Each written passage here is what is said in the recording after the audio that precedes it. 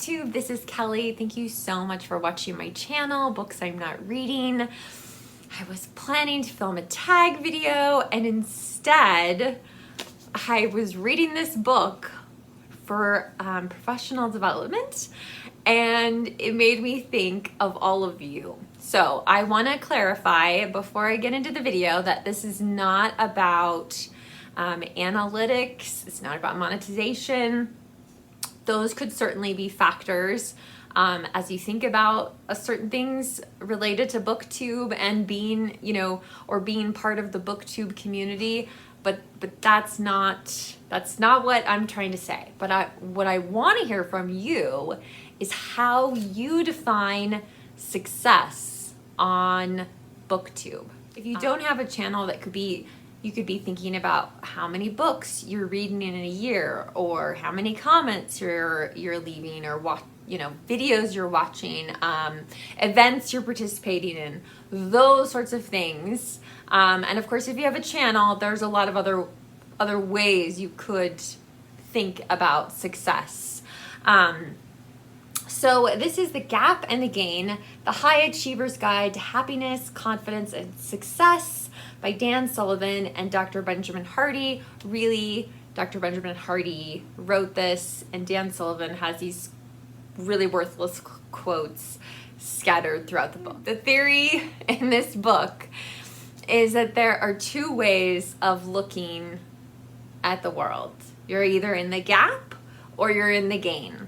So if you are living in the gap, that means you're not looking necessarily where you're at, but how far you have to go to achieve, your ideal, your dream way of being your, the ideal. But if you're in the gain, what you're looking at instead is where you started versus where you are right now.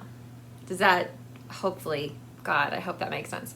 So again, being in the gap means that you're only looking how far you have, that your measure of success is how far it's going to take you to get to your ideal. Whereas in the gain, you still have an ideal out there, but you're looking at your success by how far you've come from where you started. So there's a lot of nonsense in this book, I'm not gonna lie. If you really want to read it, check it out from the library because it's not all worthwhile. But what caught me off guard today was a discussion of social media in here, which you would think was like the devil's tool from the way they started off talking about it. Social media, according to these guys, is more likely to put you in the gap. And the reason for this is because when you're setting goals, when you're looking ahead or whatever, those should be things that come from within you.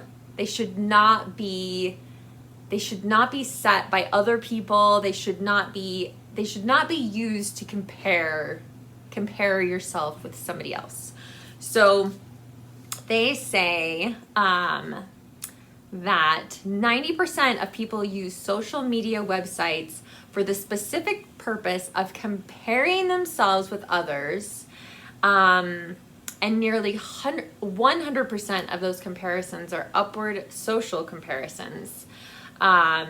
So meaning people are comparing themselves to those they perceive to be above or better than them. The more time, according to these guys, the more time that you spend on social media, the less your self-esteem will be and the more depressed you'll be. Now, I am not a social media diva by any means. Freaking miracle that I've gotten an Instagram post up this week. I don't use Facebook anymore, and I've never been on Twitter or TikTok. YouTube has really been life-changing for me in terms of connecting with people and yeah, so it is by far and away, YouTube is by far and away the social media platform that I use the most.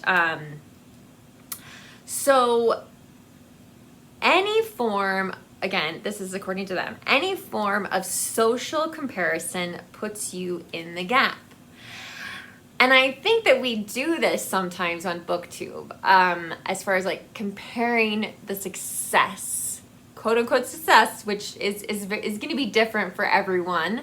People are going to have different ways of looking at it. But I think sometimes, okay, I'll just use my own self as an example. Like, when I started my channel, I started it mainly because I could tell how excited my husband was by Booktube and by having a Booktube channel. So I thought this would be something that would help my marriage, and like would be a fun thing for us to experience together. We watched, early on, we watched a lot of Booktube together. When I started my channel, I thought, who's gonna watch this? Who on earth? I thought, my God, if I have 50 subscribers, it'll be a miracle, right? But then, like, the farther I got along, the more I was like, well, I want to get to this milestone, or I want to get to this point, or I want to have this happen on my channel, that kind of thing. And so yes, I definitely have struggled with comparing my own channel to other people's. Now, I know some of you out there might be thinking, Kelly, you have 1,500 subscribers. Like, why on earth would you ever feel like you're in the gap on your channel? But the truth is that I don't have 1,500 viewers. There aren't 1,500 people watching this channel.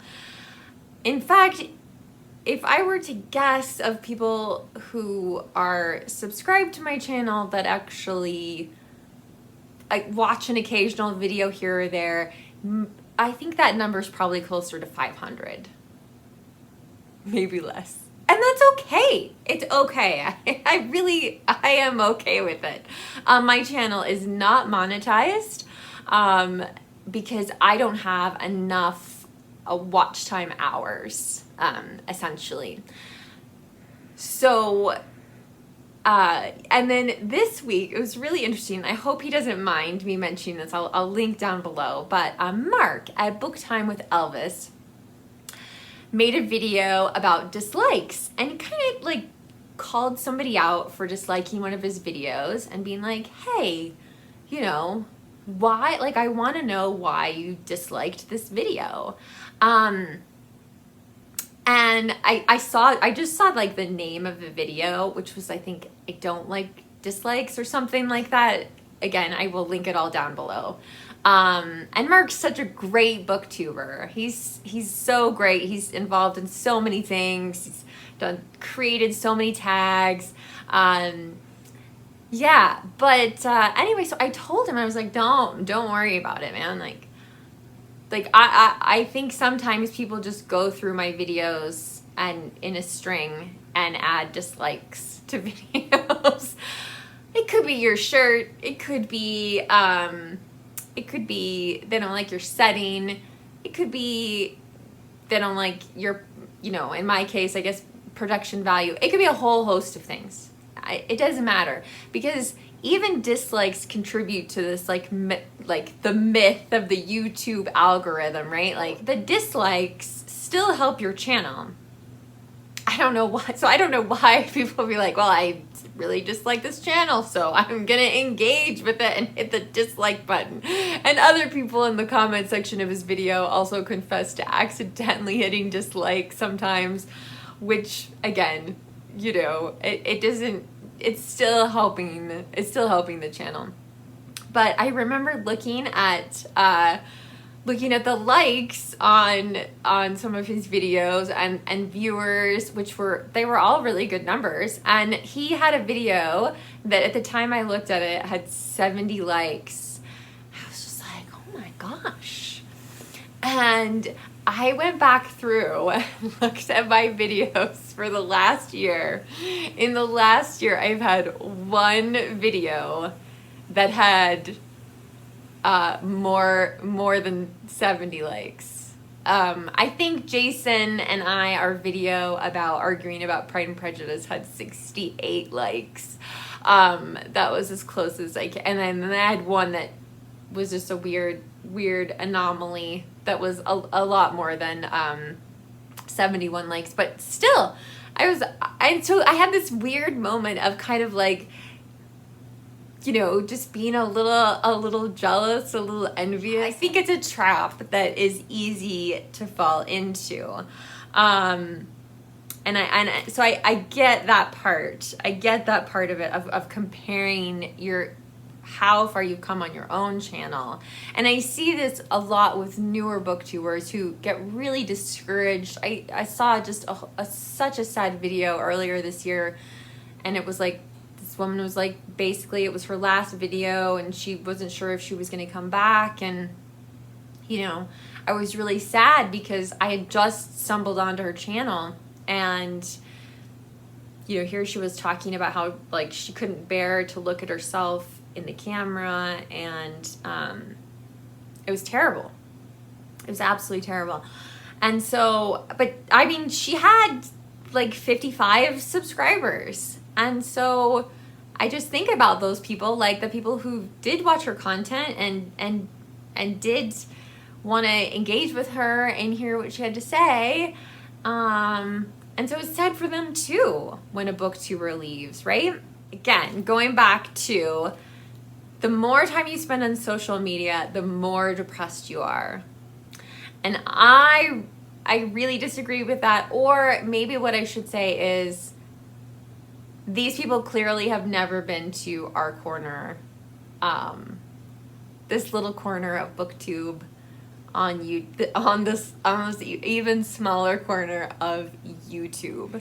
We have conflicts. I kind of look at it as a load of laundry, and that at times, like, the balance gets off and like everything's like really wonky for a little bit.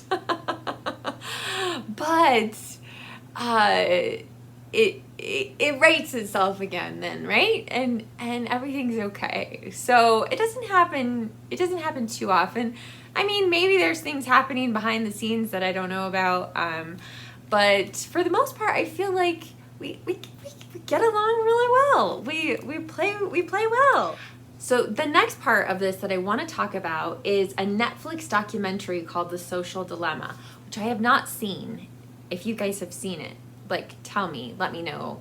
Let me know if I should watch it, or if it's like this chunk, some of this stuff.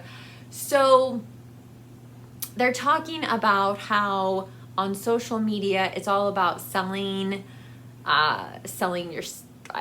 yourself, like selling, I don't know. It's all commercial kind of thing, which I do see on YouTube, like, you know, like, again, I think one of the nice things about some channels that are monetized is they've gotten rid of the ads. They just don't monetize a video, and so there are no ads before their videos, which is really nice.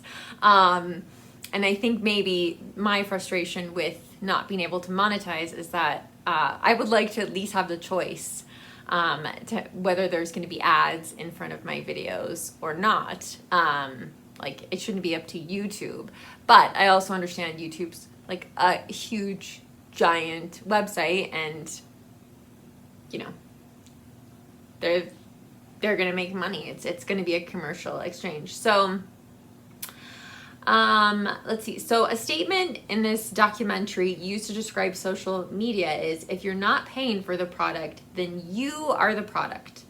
But then this other guy, Jaron Lanier, a computer scientist and virtual reality pioneer, stated said the following: "That's a little too simplistic.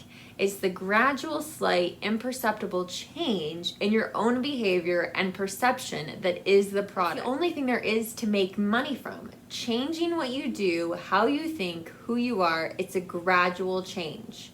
We've created a world in which online connection has become primary, especially for younger generations. And yet, in that world, anytime two people connect, the only way it's financed is through a sneaky third person who's paying to manipulate those two people." And again, I can see this happening maybe on other forms of social media. Again, I'm not a social media diva. But I have made such great, wonderful, genuine connections on Booktube. And I realize, like, as a content creator or as a booktuber, whatever you want to call it, like, you know, am I in some sense selling myself, right? I do think there are booktubers out there who I consider a little bit fake. And so consequently, though, I just don't subscribe to their channel. Like, I subscribe to the people who I think are real, you know, I think are genuine. And yeah, so that's kind of one of the things I'm looking for is somebody who's real. And I think sometimes we even subscribe to channels where we really like the booktuber. We're not reading the same things necessarily, but we like kind of the vibe, the energy of that particular channel. Yeah, so I mean, do I think there are people in Booktube who are fake? Yeah, but I don't watch them. so I'm not really I'm not paying attention to that. Yeah, so but I wonder, like, what you guys think about that. Do you think that your behavior changes because of Booktube? And again, I don't know if they're just talking about the ads on YouTube, or, I mean, clearly it's a broader sweeping statement about social media as a whole, and not just YouTube, and not our little sweet corner of Booktube. But I just read that, and I just couldn't help but think about all of you. Because the truth is, like, even if I didn't have 500 subscribers, like, even if I just had, like, the kind of core group who continually watch my videos and continue to leave comments, and I'm so grateful for them, like, if I only had that, like that, I am successful. I would consider myself a successful booktuber. I do. In spite of, like, not being able to, so my dream, you guys, my long visualized, like, out on the horizon that I'm never gonna reach, and that's okay, is I would love to have Books I'm Not Reading merch. I just think that would be so much fun. I would love to have t-shirts and mugs. I probably wouldn't even sell them. I'd probably just give them away. But yeah, but reading this, I was just, anyway, it just took this, like, weird social media turn, you know. And again, I don't agree with a lot of the things that are said in this book. Like, they quote a woman from Instagram, so clearly somebody on the team that wrote this book or whatever is on social media. I would have a very hard time believing that, you know, two best-selling authors who have their, you know, own businesses and entrepreneurial companies and life strategic coaching, blah blah blah, all that kind of stuff. Yeah, they're on social media. But I wanted to just kind of throw that idea out there to you guys. And just to say that, yeah, like, I feel like as booktubers, we should live in the gain. Like, we should not be discouraged or sad or depressed that our channels are not where we wanted them to be in this particular moment. But we should focus on the friendships and the connections. I am delighted to hear when people say a video of mine has made them laugh, or it was just the video they needed that day. That means a lot. That means a lot to me. That is, wow, that is a lot of gain. And it's not commercial gain. I don't get any money for it. But it's so powerful. So anyway, I can't wait to hear what you guys have to say about this down in the comments section. If you don't feel comfortable leaving a comment, that's a-okay. You can give this video a thumbs up, a thumbs down. You can leave an emoji in the comment section. But I do love to know that you are here. So again, looking forward to what your thoughts are about these guys' idea of social media. So Booktube, remember to be kind to yourself, be kind to others, and I will talk to you soon.